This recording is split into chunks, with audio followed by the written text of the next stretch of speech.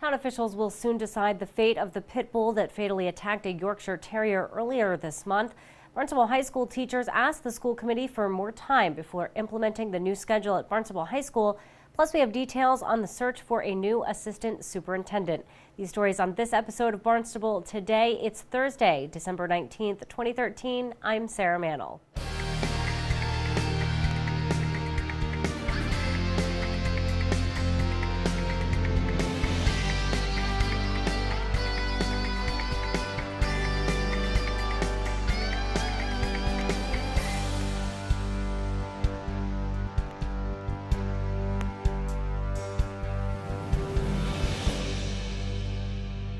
The fate of Princess, the American Staffordshire that fatally attacked a Yorkshire Terrier December 3rd, is now in the hands of town officials. The Natural Resources Division held a hearing yesterday in Town Hall to let both sides speak out. Geraldo Cardozo described the event during that hearing. So I saw the dog coming from somewhere. Suddenly, they come over me. I pick up the little dog, and they come over me and they start circle, and I saw that he was doing something. He jumped at me, he bit the Bobby, the little dog, and I tried to do something and yell at him, but he didn't care. So he was shocked, and he shake up the dog. Instantly he was dead. Cardozo's daughter, Hayara, also spoke, urging officials to euthanize the dog.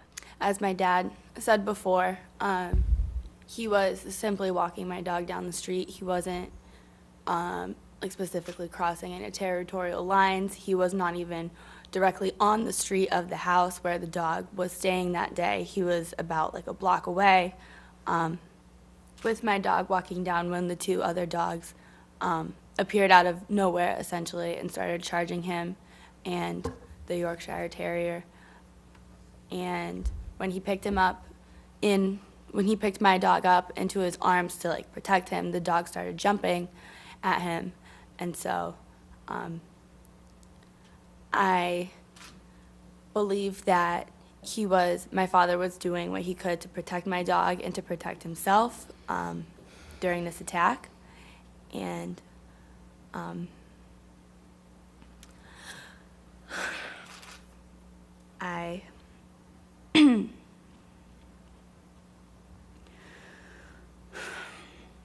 I understand that it's a hard situation for both families to go through,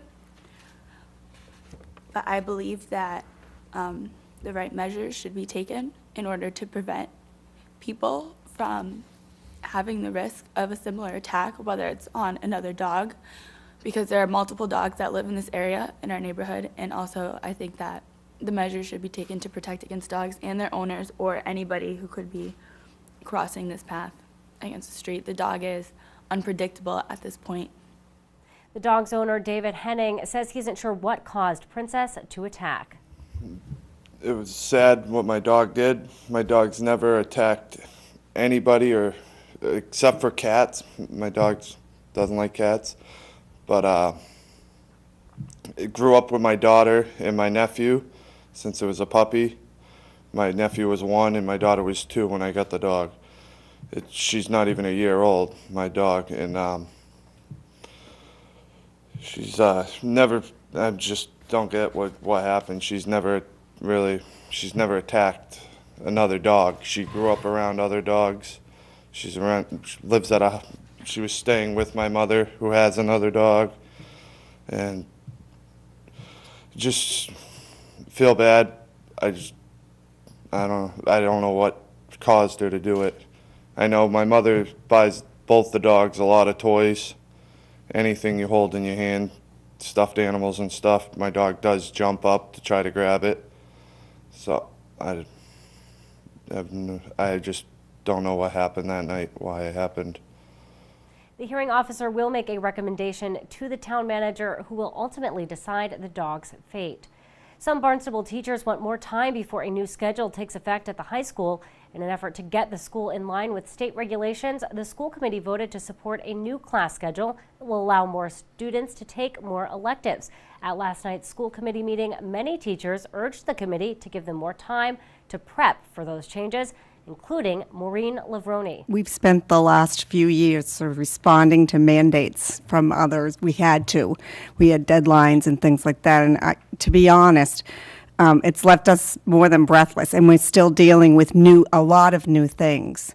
I'm in agreement also. I teach sophomores who will take the MCAS in the spring, and I also teach AP juniors. They have a test in the spring as well. If I'm thinking about next year and having to adjust those classes, I would like time, and I think that that's the way we all feel. I think the new schedule will be great if we implement it properly, but we need time. I would need time to really look at how I'm going to restructure things. Committee Chair Margot Weber responded to that request, reminding those in attendance that the new schedule has been in the works for the past 2 years. We have a little bit of a background on the schedule in that in various permutations it has been a 2-year process that started with an effort under Race to the Top to make our curriculum Mass Core compliant. In the process, while that committee was meeting, we had our coordinated program review that uncovered some deficiencies that we need to fix. One being compliance with the state physical education requirement, and also our career vo-tech education and some career pathways.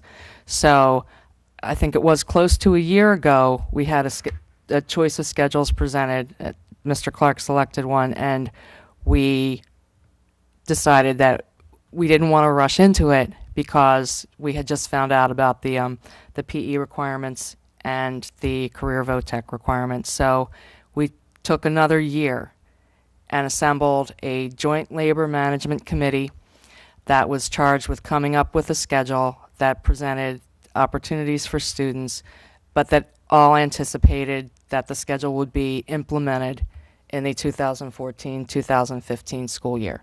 That was the charge of the committee. They worked very hard and have come up with a choice that it seems to me, if I could give an opinion, it's not my decision, but offers a lot of flexibility for our students, permits us to meet the Mass Core requirements of 4 years of math, including for the senior year of math, and also just provides a lot of opportunities for our students in the ways of career pathways and elective selections, and also meeting the requirements that we have been charged with. Right now, the new schedule is set to roll out in the fall of 2014.